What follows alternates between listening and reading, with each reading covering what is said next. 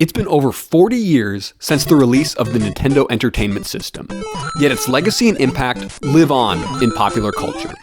When you hear this sound, or see this character, or hum this tune, you feel something. Indeed, the characters and experiences created for the NES have persisted as household names to this day.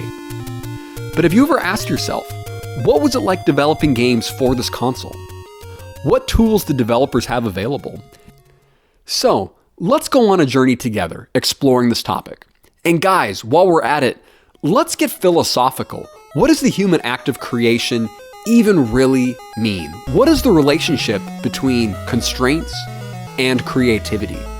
In this era of no-code tools and AI-generated content, we need to appreciate how creators of a game like Super Mario Bros. Were able to change the world, to create culture in less than 40 kilobytes. This is the story of development on the NES.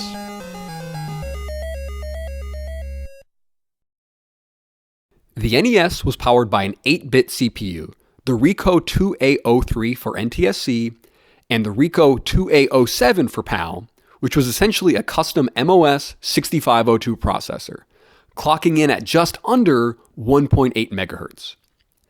Developers wrote almost exclusively in 6502 assembly language, coding each instruction manually. It's important to understand how programming has evolved over the decades. As software development has matured, developers have the option to work with higher and higher levels of abstraction, away from the deep inner workings of the computer itself. As a very general rule, the higher the level of abstraction, the slower the language. So dummies like me have the luxury of writing code in interpreted languages like Python, which have many safety guards and conveniences baked into the language itself. Since modern computers are ludicrously fast, the performance hit often doesn't matter. Compiled languages like C offer a middle ground of good performance and ease of use. Even though C was developed in the 1970s, many projects to this day in which performance is crucial still use it. However, the developers on the NES did not even have that level of luxury. They coded at the assembly language level, in which each instruction was input manually. This was extremely low-level programming. Forget modern IDEs, libraries, frameworks, or even modern debugging tools. NES developers worked directly with registers, memory addresses, and CPU cycles. Every single CPU cycle counted. Every byte of memory mattered, because there were only 2 kilobytes of working RAM available. Entire worlds, animation, characters, music, stories, all painstakingly crafted to fit into mere kilobytes. Early in the NES's life, Nintendo did not offer a comprehensive, off-the-shelf development kit the way that console makers do today.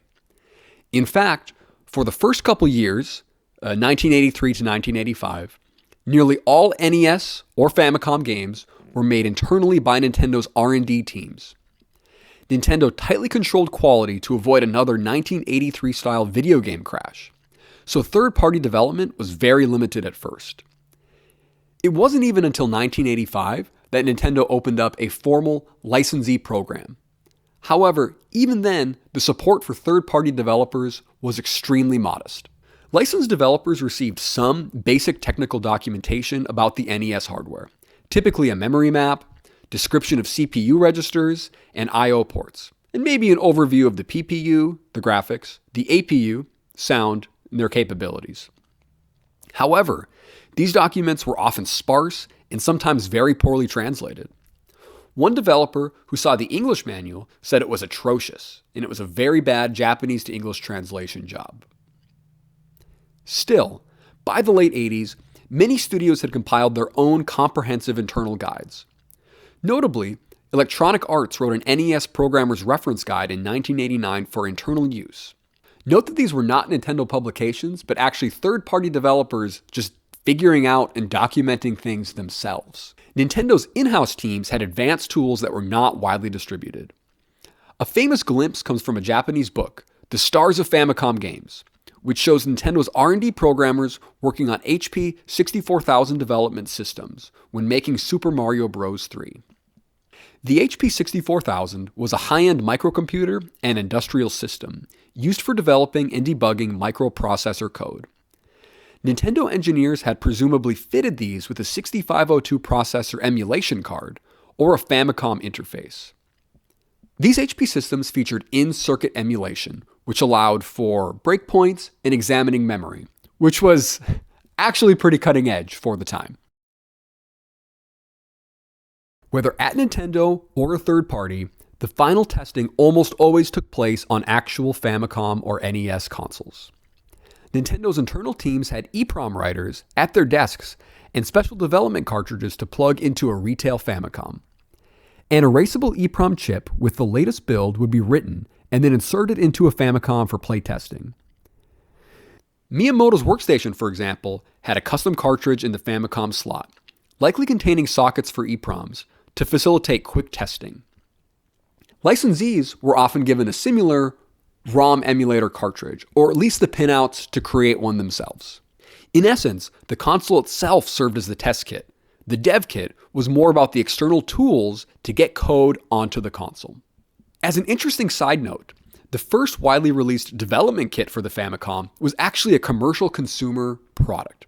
Family Basic, released in 1984. Co-developed by Nintendo, Hudson, and Sharp, Family Basic was a cartridge with a basic interpreter, and it came with a keyboard, letting the user write simple programs on the Famicom.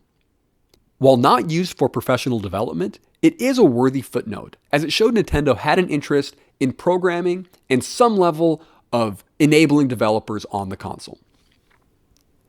Some early NES programmers might have even toyed with Family Basic for ideas, though anything beyond trivial games required the power of assembly.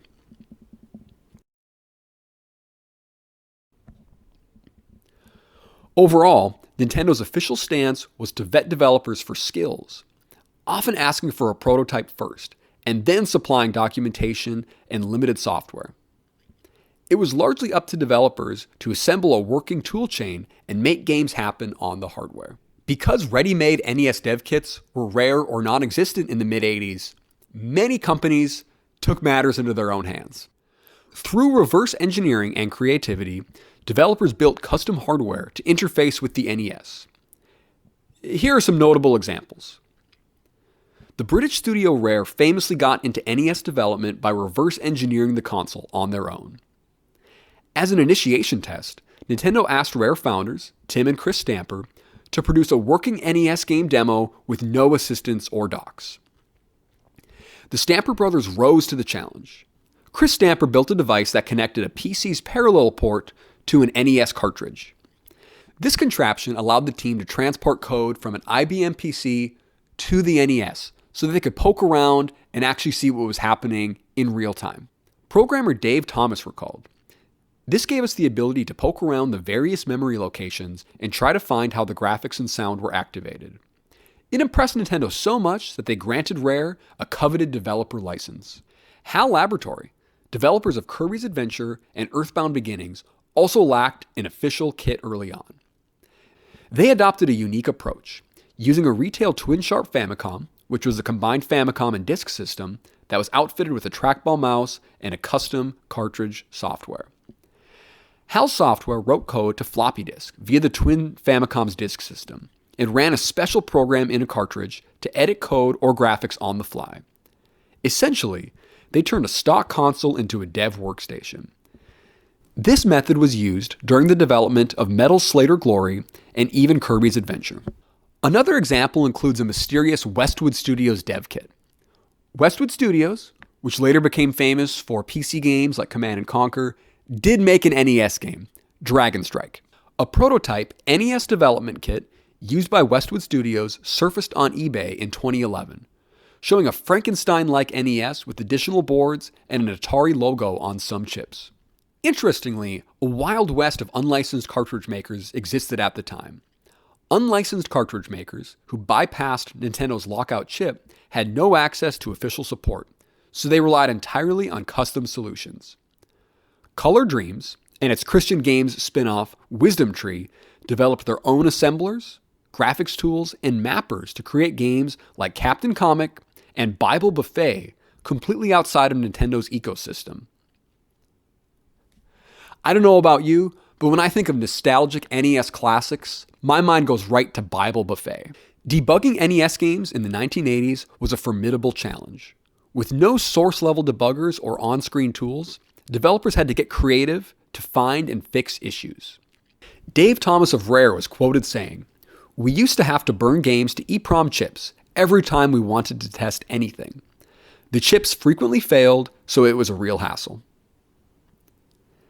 Interestingly, some famous video game cheat codes originated as debugging aids. The Konami code is a prime example. During the development of Gradius in 1985, programmers found the game too difficult to test, so they created a simple button code to grant the player power-ups instantly. A developer was quoted saying, "I hadn't played that much, and obviously couldn't beat it myself, so I put in the Konami code."